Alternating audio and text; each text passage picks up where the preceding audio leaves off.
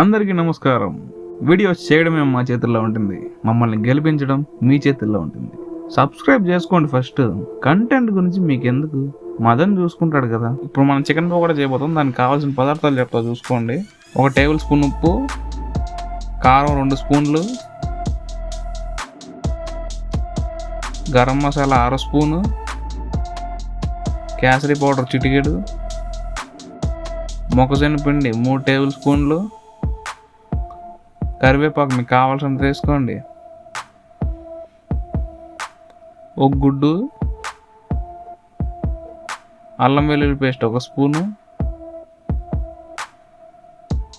పెరుగు 1/2 కప్పు తీసుకోండి, నిమ్మరసం తీసుకోండి, 1/2 కిలో చికెన్ తీసుకోండి. దీన్ని 1 గంట పాటు ఉప్పు నీటిలో నానబెట్టండి, మంచిగా ఉంటుంది మీకు తినేటప్పుడు. ఇప్పుడు బౌల్లో మొత్తం చికెన్ తీసుకోండి. నేను మిక్సింగ్ ప్రాసెస్ ఏం చూపించాను మీకు ఇక్కడ.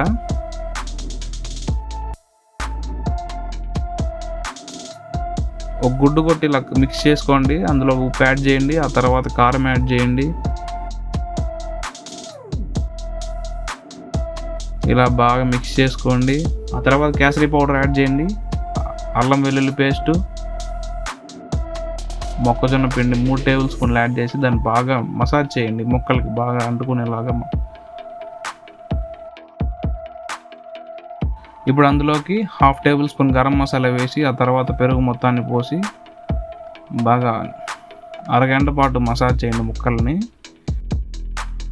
ఆ తర్వాత కొద్దిగా కరివేపాకు వేసుకొని ఇలా కలుపుకున్న తర్వాత మీరు అట్లీస్ట్ 3 గంటలైనా దీన్ని ఫ్రిడ్జ్లో ఉంచండి.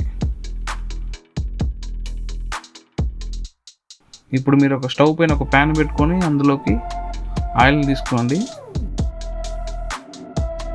ఆయిల్ మంచిగా వేడెక్కాలండి. ఆయిల్ మంచిగా మరుగుతున్నప్పుడు అందులోకి మీరు ఇలా మ్యారినేట్ చేసుకున్న చికెన్ మొత్తాన్ని తీసుకొచ్చి అందులో బాగా స్ప్రెడ్ చేస్తూ వేసుకోండి. వీడియోని లాస్ట్ వరకు చూడండి అబ్బా. మీరు చూస్తుండాలా, మేము చేస్తుండాలా. మీ ఫ్రెండ్స్తో ఫ్యామిలీతో కలిసి ఎలా వీకెండ్లో ఇలా చికెన్ పకోడా చేసుకుని తింటే ఎంత బాగుంటుంది చెప్పండి. అలా మీరు చేసిన ఫొటోస్ అన్నిటిని మాకు ఇన్స్టాగ్రామ్లో పంపండి, స్టోరీ పెట్టేద్దాం.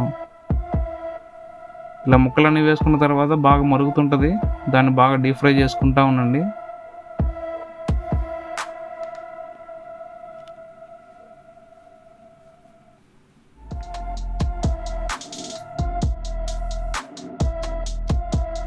మన ఛానల్కి ఎవరైనా కొత్తగా వచ్చింటే కూడా సబ్స్క్రైబ్ చేసుకోండి అబ్బా. కింద ఎర్రగా సబ్స్క్రైబ్ బటన్ ఒకటి ఉంటుంది, దానిపైన గట్టిగా కొట్టండి. దాని పక్కనే ఒక బెల్ ఐకాన్ ఉంటుంది, దాన్ని గట్టిగా కొట్టారంటే మా వీడియోస్ అన్నీ మీకు వస్తాయన్నమాట. దాన్ని చూసి మీరు రెసిపీలు చేసి మాకు ఫోటోలు పంపితే మామూలుగా ఉండకూడదు, బుర్ర పాడైపోవాలి.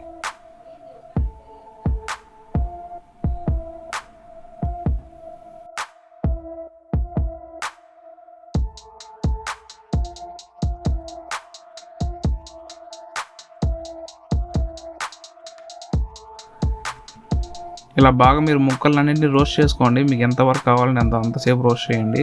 మ్యాక్సిమం 5 to 7 minutes చేస్తే చాలు. ఇలా చేసుకోవడం వల్ల మీకు చికెన్ పకోడా అనేది బాగా క్రిస్పీగా ఫామ్ అవుతుంది.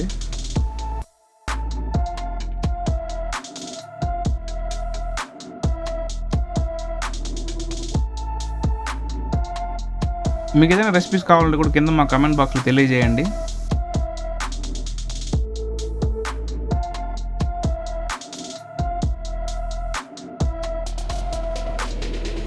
ఇలా 5 to 6 minutes తర్వాత ఈ చికెన్ మొత్తాన్ని మీరు ఒక ప్లేట్లోకి సర్వ్ చేసుకోండి. అంతే, మీకు ఇష్టమైన చికెన్ పకోడా అయిపోయాయి.